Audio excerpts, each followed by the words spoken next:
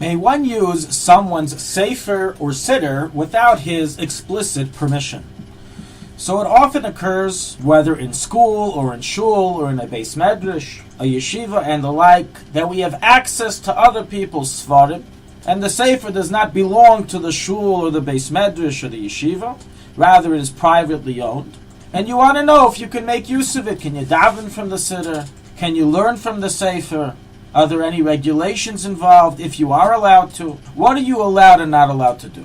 So the idea of using someone else's sefer without permission touches upon the isser of stealing, or in the lashon of halacha she'ela shalei bedas. While common misconception may view such an act as merely as borrowing, I'm not stealing anything, I'm just looking something up for a few minutes and giving it back. This isn't called stealing. Halacha views it very differently. She'ela shalei medas, borrowing an item without permission, is gneva, is stealing. Doesn't matter if you call it the term borrowing or not.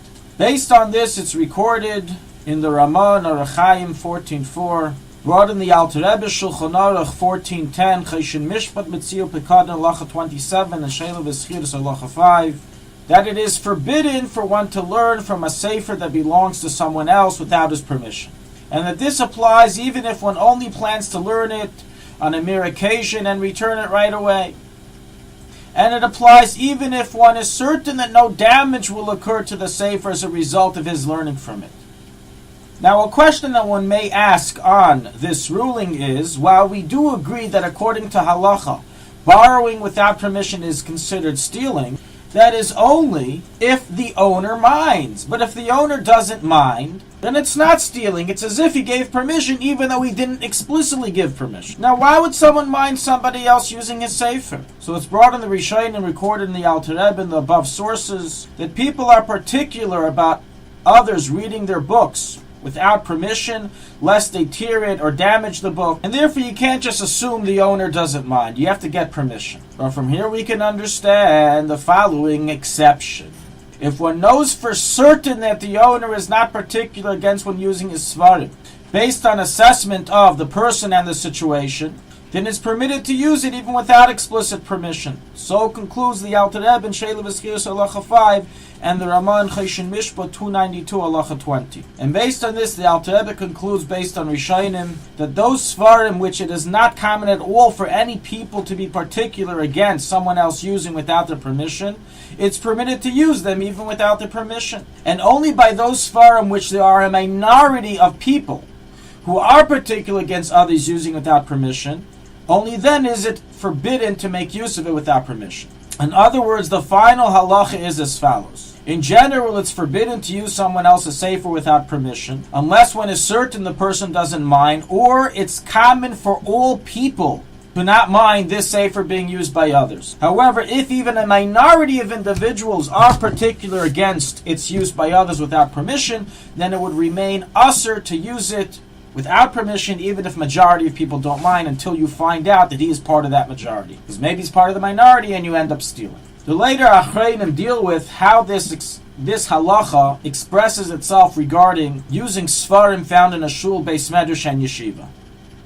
So the fact is that many people are accustomed to use another person's siddur or sefer sitting in a beis medrash or yeshiva without permission.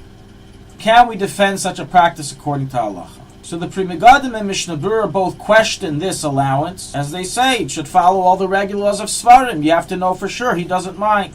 Other poskim, however, rule that in today's day and age, they're already talking in their times, people are no longer particular against people using their siddur or other sefer that they left in the open, being that they're cheap and easily attainable today, and therefore one may read from it without permission. Practically, being that this matter is under a machlekes, although the custom is to be lenient, as we mentioned and as recorded in the Aruch HaShulchan 14, Halacha 13, nonetheless, it is best for the owner of the sefer, who is leaving it in shul, to write on it a note giving permission for others to use it, so it avoids this chashash, this machlekes. So writes the Chesed Li'alafim in 14 Halacha 5. So to summarize, using a regular siddur or sefer left in a beis medrash or shul without permission of the owner is customarily allowed, even though it's under dispute, and it's best for every book owner to write on it explicitly the permissions that he is given.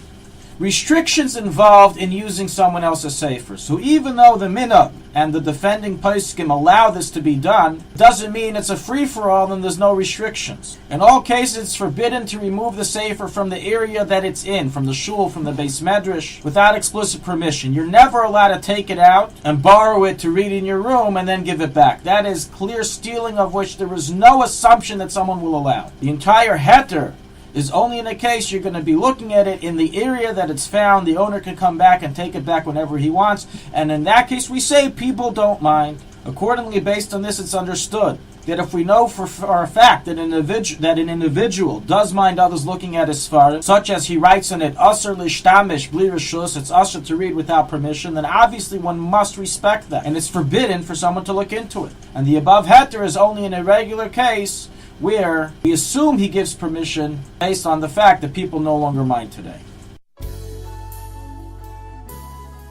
Thank you for listening to Shulchanaruchharav.com. Our free services of making Torah knowledge available to the public depends on donors like you.